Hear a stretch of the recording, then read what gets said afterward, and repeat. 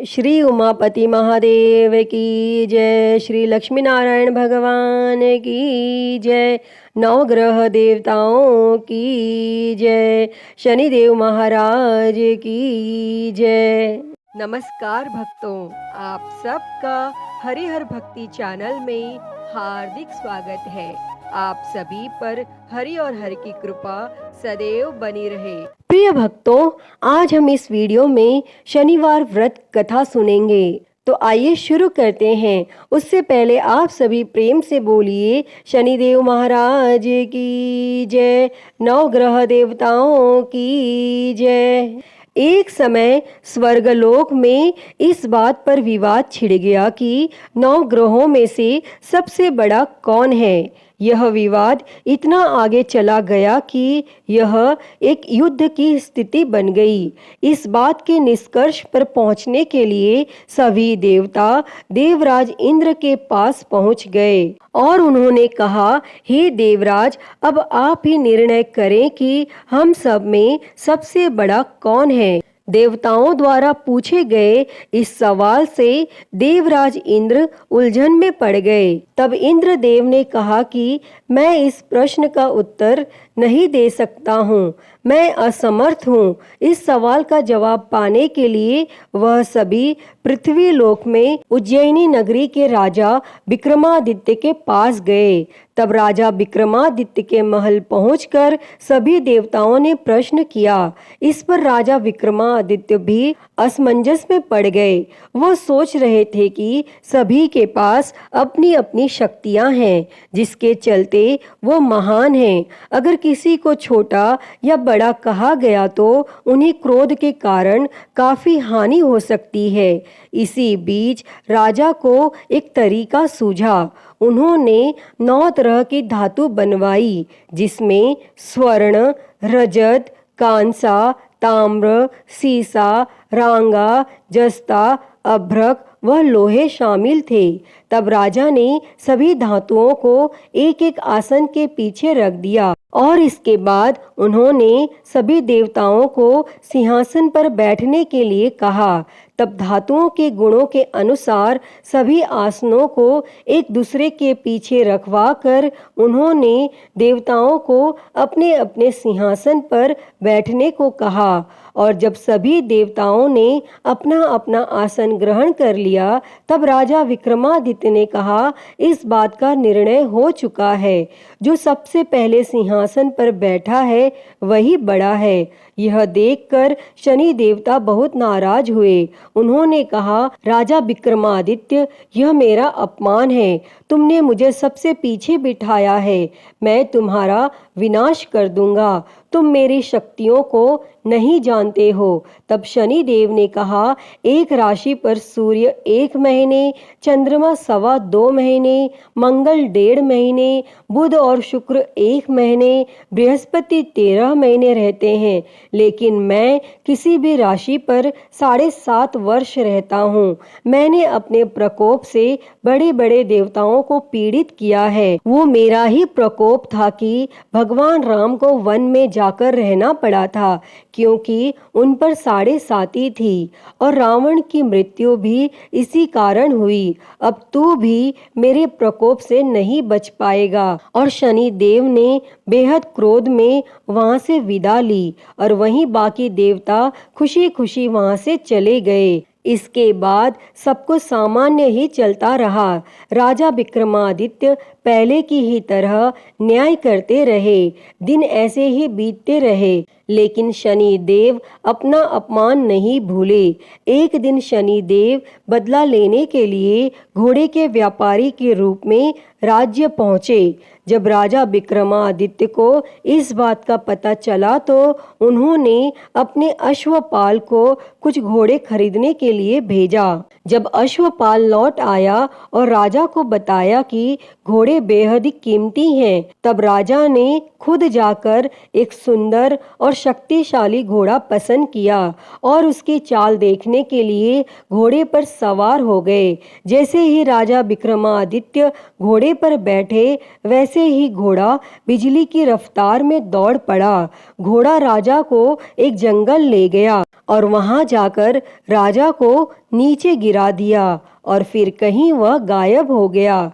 तब राज्य का रास्ता ढूंढने के लिए राजा जंगल में भटकने लगा, लेकिन उसे कोई रास्ता नहीं मिला। और कुछ समय बाद उसे एक चरवाहा मिला और भूख प्यास से परेशान उस राजा ने चरवाहे से पानी मांगा। चरवाहे ने उसे पानी दिया और राजा ने उसे अपनी एक अंगूठी दे दी। तब रास्ता पूछकर राजा जंगल से निकल गया और पास में ही मौजूद एक नगर में पहुंच गया। और एक सेठ की दुकान पर राजा ने कुछ आराम के लिए रुका और वहां सेठ से बातचीत करते हुए उसने बताया कि वह उज्जैनी नगरी से आया है। तब राजा कुछ देर तक उस दुकान पर बैठा। जितनी देर वो वहां बैठा, सेठ जी की काफी बिक्री हो गई। तब सेठ ने खुद को बहुत भाग्यवान समझा और सेठ ने राजा को अपने घर खाने पर आमंत्रित किया। और सेठ के घर में एक खूंटी पर सोने का हार लटका था और उसी कमरे में वह राजा को छोड़कर चला गया। और कुछ समय बाद खूंटी उस सोने के हार को निगल गई। तब सेठ ने विक्रमादित्य से वापस आकर पूछा कि उसका हार कहाँ है। तब राजा ने उसे हार गायब होने की बात बताई। इस पर सेठ ने क्रोधित होकर चोरी करने के अपराध में विक्रमादित्य के हाथ पांव काटने का आदेश दे दिया। तब राजा विक्रमादित्य के हाथ पांव काटकर उसे नगर की सड़क पर छोड़ दिया गया। फिर कुछ समय बाद विक्रमादित्य को एक तेली अपने साथ ले गया। तेली ने उसे अपने कोल्हू पर बैठा दिया। वह पूरा दिन बैलों को आवाज देकर हाँकता था और विक्रमादित्य का जीवन इसी तरह यापन होता रहा। और उस पर शनि की 7.5 थी, जिसके खत्म होने पर वर्षा ऋतु शुरू हुई। एक दिन राजा मेघ मल्हार गा रहा था।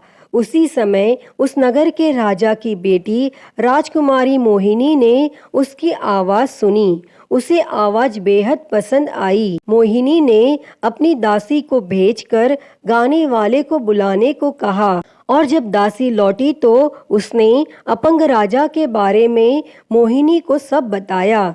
लेकिन राजकुमारी उसके मेघ मल्हार पर मोहित हो चुकी थी और अपंग होने के बाद भी वह राजा से विवाह करने के लिए मान गई। जब मोहिनी के माता पिता को इस बात का पता चला तो वो हैरान रह गए।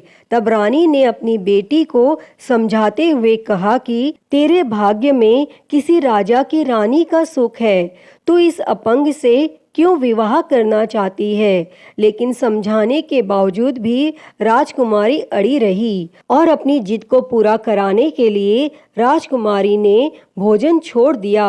तब अपनी बेटी की खुशी के लिए राजा रानी अपंग विक्रमादित्य से मोहिनी का विवाह कराने के लिए तैयार हो गए और दोनों का विवाह हुआ और वह तेली के घर रहने लगे। और उसी दिन विक्रमादित्य के सपने में शनि देव आए। उन्होंने कहा कि देखा तूने मेरा प्रकोप। तब राजा ने शनि देव से उसे क्षमा करने को कहा और उन्होंने कहा कि जितना दुख आपने मुझे दिया है उतना किसी और को मत देना। तब इस पर शनि देव ने कहा, राजा मैं तुम्हारी प्रार्थना स्वीकार करता हूँ।